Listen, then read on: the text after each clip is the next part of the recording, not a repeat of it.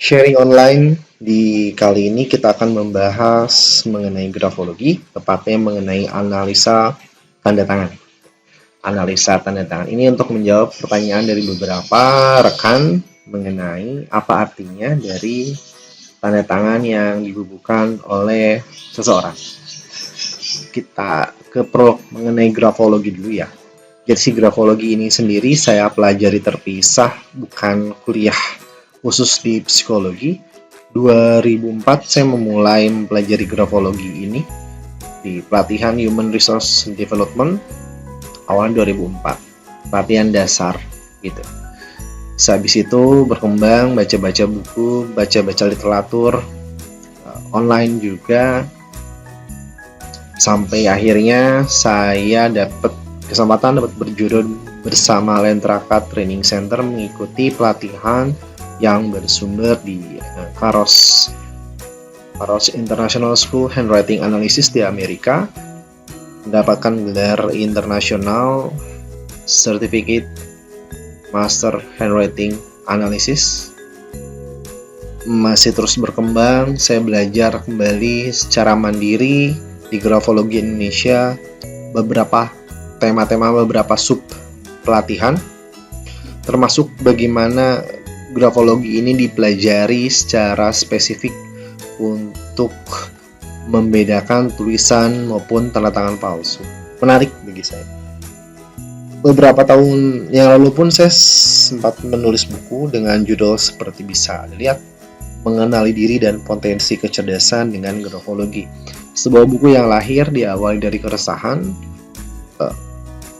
pembedaan kecerdasan, di mana masyarakat menganggap bahwa cerdas harus identik dengan kemampuan akademis yang tinggi atau rapor yang bagus atau IPK yang baik, namun tidak melulu tentang itu. Ada banyak kecerdasan yang bisa diasah, yang bisa diketahui. Itu dasar dari bukunya, pengetahuan buku. Oke, kita mulai langsung ya. Saya sudah mengambil secara acak 3 tanda tangan yang database yang saya miliki. Kita mulai belajar bagaimana cara menganalisa dari tanda tangan yang ada. Si grafologi ini ilmunya bisa dipakai atau digunakan secara luas. Untuk apa aja? Nih, misal ya. Jadi pertama gini, untuk konsep tanda tangan itu adalah konsep diri yang ingin diinformasikan kepada publik, kepada masyarakat. Seorang grafolog atau orang yang melakukan analisa tulisan tangan untuk mendapatkan gambaran informasi karakter dari orangnya perlu mendapatkan informasi tanda tangan dan tulisan tangan. Jadi informasi yang menyeluruh. Namun pada kali ini kita akan membahas tanda tangan ya. Sekali lagi, tanda tangan adalah informasi diri yang ingin diinformasikan ke publik. Bisa jadi informasi sebenarnya tentang penulis ataupun pembuat tanda tangan ini atau orangnya itu berbeda. Maksudnya gimana? Jadi ada informasi yang ingin dimunculkan ataupun topeng ke publik, tapi aslinya nggak demikian. Gitu.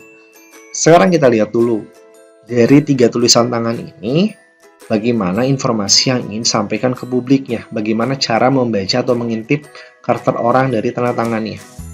Menarik toh? Jadi misal ketika ada rekan di sebelah Anda ataupun Anda lagi ngeceng seseorang, coba cek dulu aja tanda tangannya, sehingga Anda dapat gambaran orangnya seperti apa. Untuk orang-orang marketing, orang-orang pemasaran, ini dapat bermanfaat untuk memfollow up calon klien Anda misalnya. Sebagaimana ia cukup terbuka, bagaimana cara melakukan pendekatannya misalnya. Itu marketing. Untuk yang lagi mendekati gebetan, nah bisa juga toh dapat gambaran seperti apa orangnya. Banyak. Nah, caranya bagaimana menganalisanya? Beberapa poin ya saya jelaskan di sini. Beberapa poin saya jelaskan. Pertama, untuk analisa tulisan tangan. Menganalisa tanda tangan. Tanda tangan itu ada yang kecenderungan dominannya atas bawah, ada yang kiri kanan. Jadi ada yang tinggi, ada juga yang melebar. Contoh. Untuk yang di kiri dan yang kanan saya kan ada 3 ya. Yang kiri dan yang kanan dan tengah ya. Kiri sama kanan itu dominannya apa? Dominannya atas bawah. Perhatikan ya. Mulai dari yang kiri aja, kalau kita ikuti ritmenya, di atas ke bawah. Yang kanan juga ya. Hal ini berbeda untuk yang tengah. Kecenderungannya dia ke arah kanan. Lalu apa bedanya? Apa maksudnya?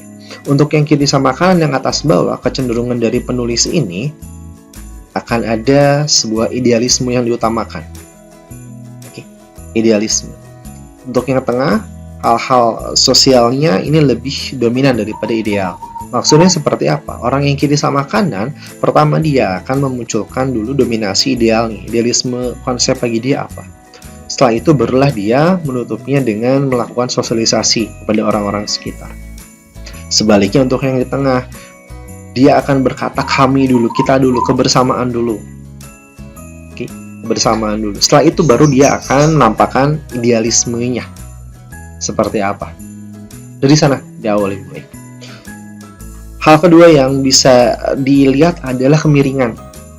Jadi pada beberapa kesempatan saya seringkali memberikan tugas kepada mahasiswa atau mahasiswa saya mengenai, oke, Anda tulis lakukan rangkuman, lakukan tulisan di kertas polos, satu lagi di kelas yang bergaris. Tujuannya apa?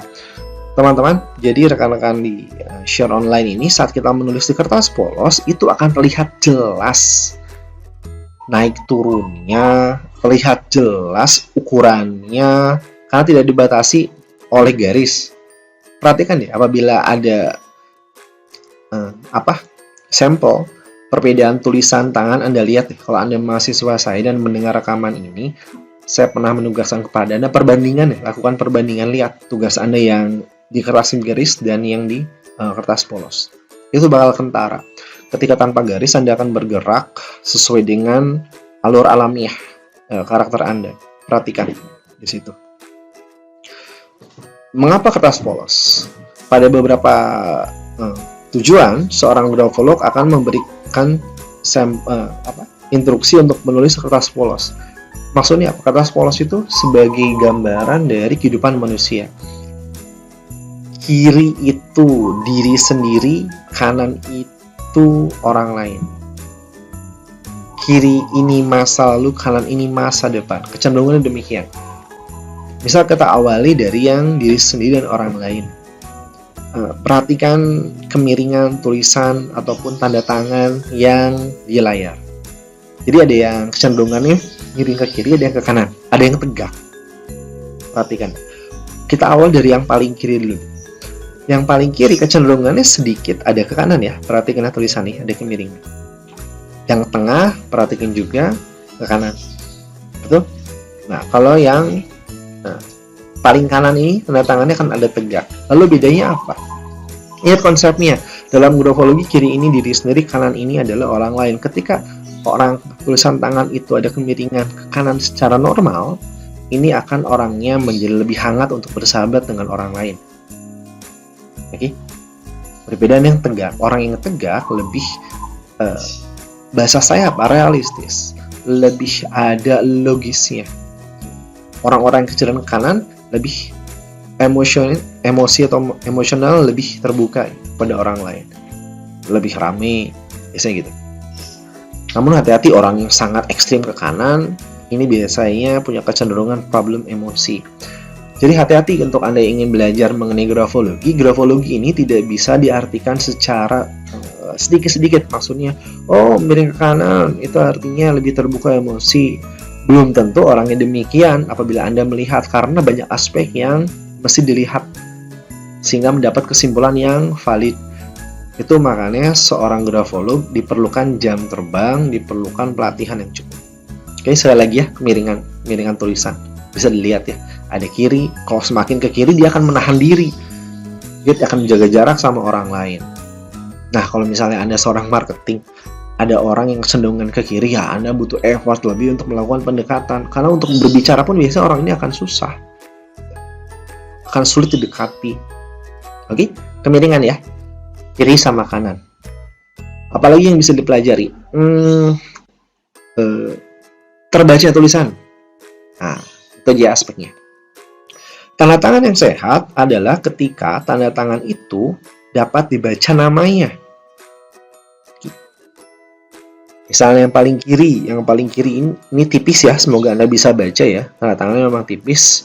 Mungkin ini dia tanda tangan pakai pulpen yang mau habis mungkin atau pakai Tapi pensil nggak mungkin ya. Tapi itu poinnya tipis. Perhatikan. Tanda tangan ini hurufnya kemungkinan ada huruf J dan huruf apa? Nah, hati-hati maksudnya untuk seperti ini. Yang paling kanan kita lihat, ini ada J juga. J tampaknya dan F. Nah, yang tengah, ini tengah lebih terbaca. Misalnya ada huruf, saat kita baca ada huruf H misalnya. U, R, A, N, I, Y.